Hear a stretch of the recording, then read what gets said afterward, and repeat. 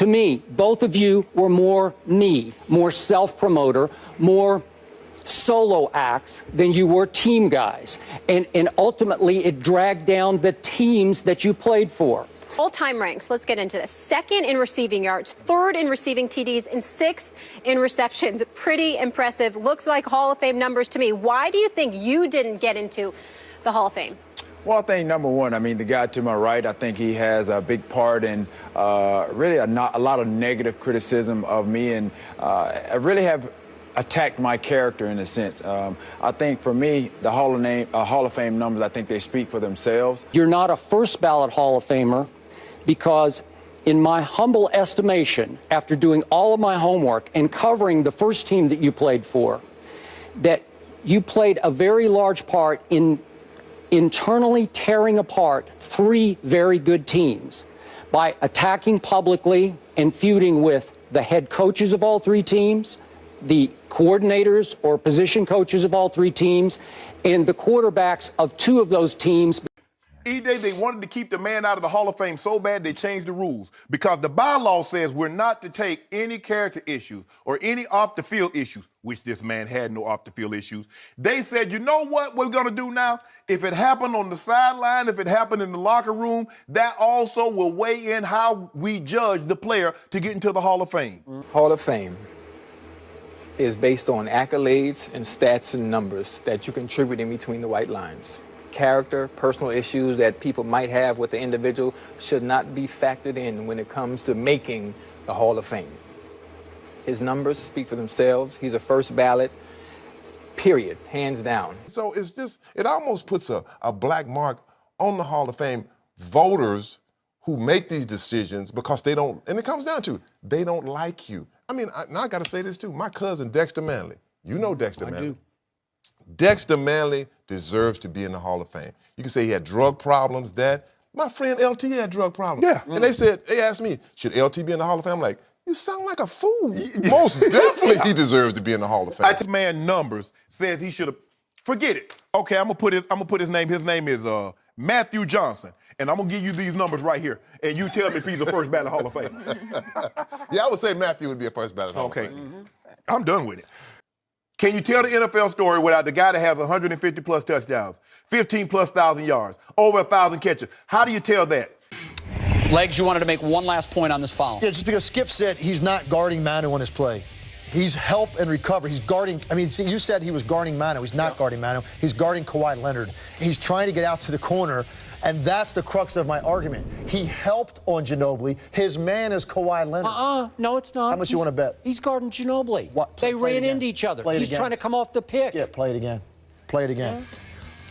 Look who he's guarding, Skip. He's matched up with Kawhi Leonard. He helped off of Leonard to stop the penetration. Okay, but he goes out. He's not trying to make a play on the shooter. He's making a play. He's stopping Ginobili from going to the hole. No, the play is He's ultimately stop the guarding. penetrator. He has left his Skip. man. He is guarding. He's Skip. stopping the Skip, drive. I participated in this kind of defense for 10 years in the NBA. I've watched it for 30 years. Help and recover. He wasn't guarding Ginobili. Can we respectfully disagree and move on to the Heat? No.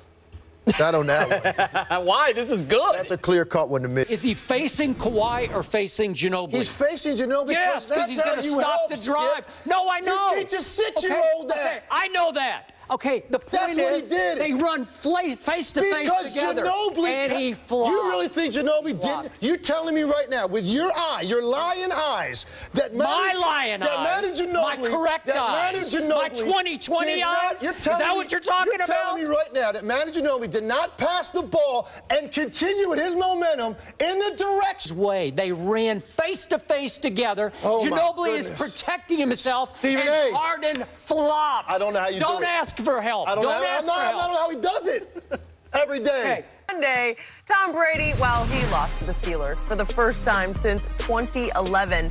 He did some very un-Brady-like things, including a horrible attempt to throw the ball out of bounds that was picked off in the fourth quarter. NFL analyst and future Hall of Famer Charles Woodson, who also played at Michigan with Brady, he thinks Father Time has finally met the 41-year-old. Teams try to get off of players once they get to 30. They say they're starting to slip. Yep. But Tom Brady is different. Tom Brady, if that's the case, why not hire more 41-year-olds to play in the NFL? Because there's only one like this one. Oh, really? Look at this. Now, Julius Peppers hit Brees in his chops. Oh. And you see him step into that throw. Look at this. Look at Tom Brady. Look at Tom Brady. What did Now, Drew look at Brees- this here. Look at this here. What did Drew Brees throw for last night? Like when you bring research. Yeah! Some video. That's all I'm talking about. I see absolutely no aging in 141-year-old Tom Brady. And this whole debate just it amuses me because it's so silly, and you're going to look so bad. And I feel sorry for you Don't feel and sorry for Charles me. Woodson and all the ex-stars who are clearly just jealous of a 41-year-old who's playing at a supremely high level, far past their ability to play at supremely high levels at other positions that were much more injurious and dangerous to play than quarterback is. If you notice, when you want to find information, where can I go to get the information that I want to hear? True. Shannon Sharpe gonna give it to you filtered. You think I want to interview anybody? Yeah, No, you I wanna don't sit down- interview you wanna sit down- anybody. Neither of Oh, you yeah, guys don't Zero. care about that. You interview. Zero. Hold on, time out. You're not here to support anybody. I'm here to give you the facts, uncut and truth. Yeah, I resent Harsh. that. I resent that. What? I do. I What you resent resent? that notion. Do you think I'm trying to play to people like I'm trying to... Jimmy- Wait. Have I ever talked to Tom Brady once in my life? I don't know. No. I resent that. I do. I seriously. I'm not kidding. I'm not kidding. I don't like... Skip, don't You crossed the line. Skip, I'm sorry. Skip. I don't talk to anybody. I have never spoken one word to Tom Brady. Never tried to call him. Never asked to interview But him. hold on, wait a one minute. time. Hold Have on. I ever talked to Dak Prescott except on this show when he came on the show? Hold on, time out, No. Skip. Hold on. Sorry. Hold on, time out. No. You can't get away with that. Sorry. Hold on, time out. Wait a minute. Yeah. Hold on, wait a minute. No. Hold on. I'm not going to hold it. Conversation about Russell Westbrook being a point guard. Jalen went in pretty hard on Skip's high school basketball stats. If you missed it, listen. The positions were only created so a novice could follow the game. Just because you're a power forward, that doesn't make you physical. Just because you're a shooting guard, that don't mean you can jack up threes.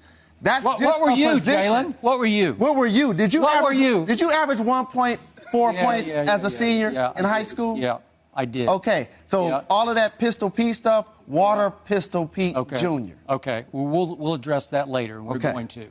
Don't ignore that. Did you play junior? Yeah. Did you play JV as a junior? Yep. Okay. Yep. Sometimes the debate can get personal based on the person's tone.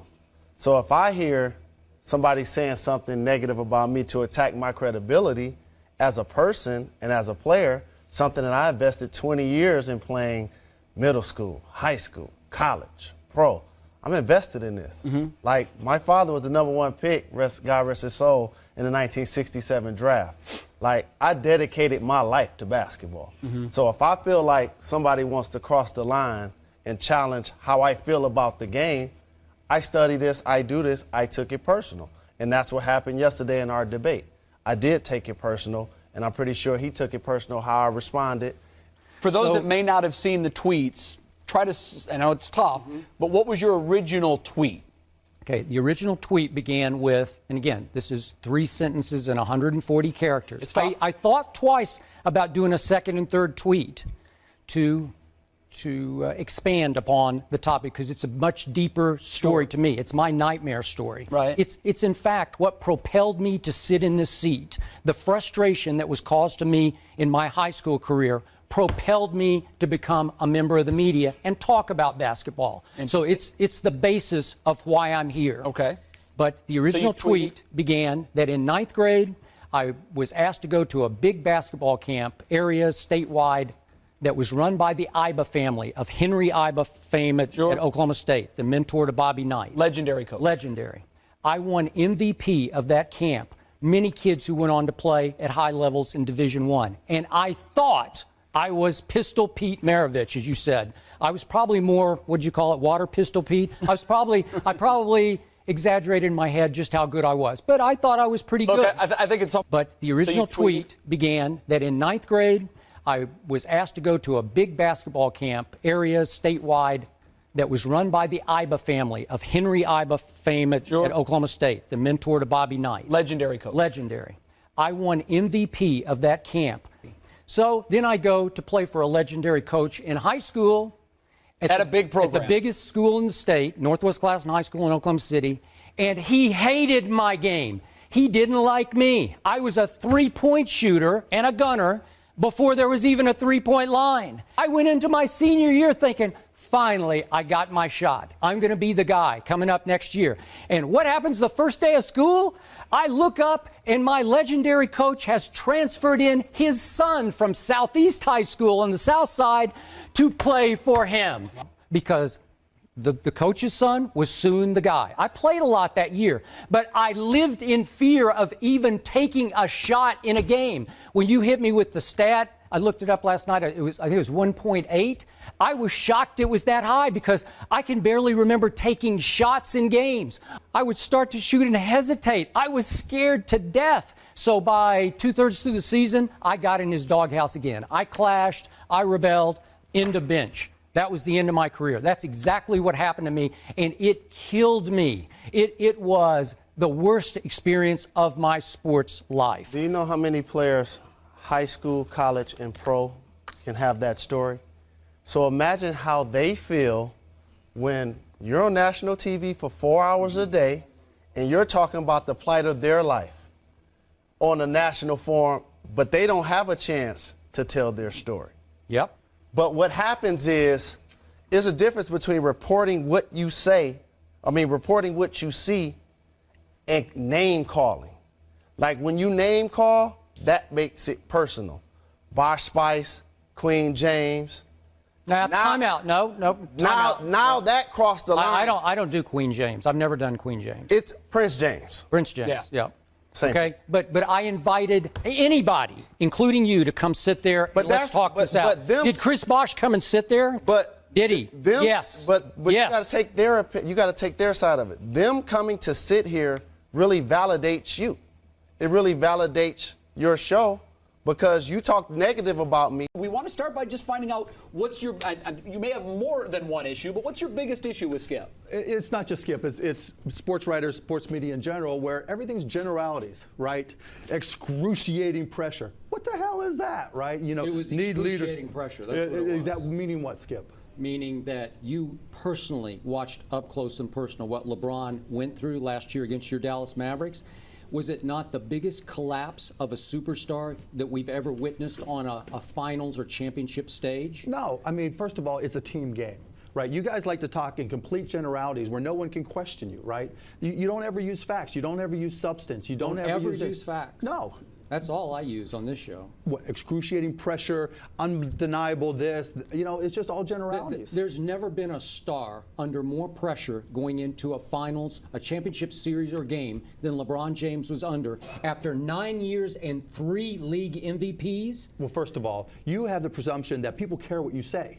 They don't. That when the guys go out there, when guys go out there, no, I'm talking about media in general. When guys get ready to play and they're in the locker room, they're not thinking, okay, well, what's written, what's going to be written, what's being said, right? I mean, they're getting prepared. And if you've got a good coach and you've got a good culture, then guys are ready to play no matter what. Like you guys were just talking about, you know, Miami wanted it more or less. Like that is just such horse, you know what, right? There's no such thing as it's not that Oklahoma City don't want it more. I think Miami was better prepared to play the game than Oklahoma City in terms of adjustments and changes. Now, if you want to talk about double teams and how they were used, whether or not they should have played zone, what defensive structure was in place, that's a valid conversation. But just saying they wanted it more, that's ridiculous. Okay. When you're Kevin Durant and you're Derek Fisher and you're Russell Westbrook, etc., and you're at that closeout game, there's nobody that wants it more. It's just a question of who executes better, and then you decide why. Who played harder in the last games?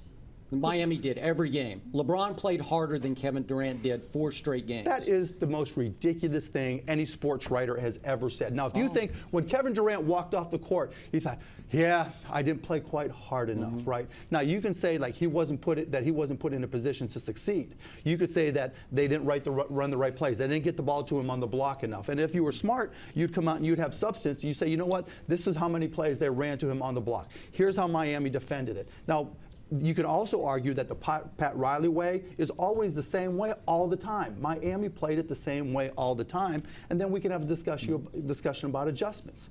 Like last year, did we play harder than the Heat? Is that what you think it was? No, I don't. I think LeBron disappeared and shrank in crunch time of the fourth quarter, and I can just show you the numbers of what he didn't do in every fourth quarter. So we get no credit for not putting him in a position to succeed, right? We played the Heat. He put himself in. All he did was stand out on the perimeter. Now, how do you think we defended that? Why do you think he was standing out there? You didn't have to defend it. Oh, right. So no matter what we did, he was just going to stand there and do nothing. Well, that's all I saw. That was a lot of it. That's exactly right, Chip. And hope that's that all Dwayne you Wade saw. saved the day for him. You're exactly right. That's all you saw. You didn't look, right? I mean, and that's a complete insult to us to say, you know what, the adjustments that we made. What did you do to force him out there? We had like 6, 7 different types of matchups in our zone, right? And we played man-to-man, and we had a variety of different switches, right? So we knew that 90% of his shots were going to come from the left-hand side, right? We knew that if you gave him room from the left, he was going to drive. Now, we didn't have the athletes that Oklahoma City did, so we had to plan differently. Sure. So we need to make sure that we pushed him out away, and then we gave him different looks every time he had the ball, because just making him forcing him to make a decision, right, to think about what he had to do, taking the time to read. Are we in a zone? What type of zone we're in? How are we matching up? What type of rotations are we in? Making him think made them pass the ball around the perimeter, which gave us a chance to adjust, right? Now, they're smarter. They're a better team this year. They deserve to win this year. But, you know, that's the way we played it. And so it wasn't just LeBron. LeBron actually played it right more often than not. He made the right pass to the right guy who didn't make the right play. And that's exactly what we wanted. We wanted to get the ball out of their hands and into the hands of somebody else. We wanted him to play Michael Jordan and make somebody play Steve Kerr. Now, last night, Mike Miller. They had several Steve Kerrs they in had this they had series. everybody stepping up, and they deserved every bit. You know, so but Okay, you're talking generalities, and just to say you are. Okay, you spewed out some generality about the players don't care. Okay, let me tell you that for a fact, and Stephen A. can validate this. LeBron James listened to what I said for about 8 years, because that's all I heard. He said I was his Howard Cosell. And this year, for the first time, to his credit, he tuned out all the noise. That's all we saw in the finals was he's reading the Hunger Games trilogy before the games. He's meditating on the bench before the games. He tuned us out. This is a Skip Bayless special. LeBron lost last year because he wasn't paying attention to Skip Bayless. LeBron won this year because he wasn't. That's what you just said. Okay. Did he not just say that? Okay. Here's what he didn't do. Here's what he didn't do against you guys. Okay. He let you off the hook because he didn't do what we saw him do for 4 straight games. He didn't drive through your zone and slash it up and dish. He didn't post up at all. This was a new deal. This was a new post-up game that we saw this year from LeBron. He shredded the Oklahoma City defense because he drove and he dished. Okay. He did not what kind drive. of defense? When he he wanted was to driving, be a pretty jump shooter against you guys, and it played right into your hands because he's a below-average jump shooter from the perimeter. Okay, Skip. So when he was on the post, what were the different defensive schemes that Oklahoma City ran last night? They used Cephalosha on him. They used Durant on him. When he was in the post, what were the different defensive schemes that they used? Ibaka was supposed to come hard and keep him from the hard, and right? he did not come hard. He let LeBron get to the rim repeatedly, and Perkins was nowhere to be seen. I just asked a simple question. Yeah, I just told you. No, you said so-and-so was answer. supposed to. No, they doubled from down, right? And they doubled and they passed and they hit their open shots, right? When they kept on doubling, they changed, right? Because they passed it out. Mike Miller hit open shot. But that's just one example. Did he then get what in did the they do lane after against that? you guys last year? Not at all in the fourth quarter. Now, why do you play a zone, Skip? Well, again, I've seen him slash up any kind of defense when he feels like it. Skip, one He's of the a things freight about train. You just said you don't have the athletes that they have. Right, and that's why we play more zone than possibly Oklahoma City did, because we had smarter players who are not necessarily as athletic.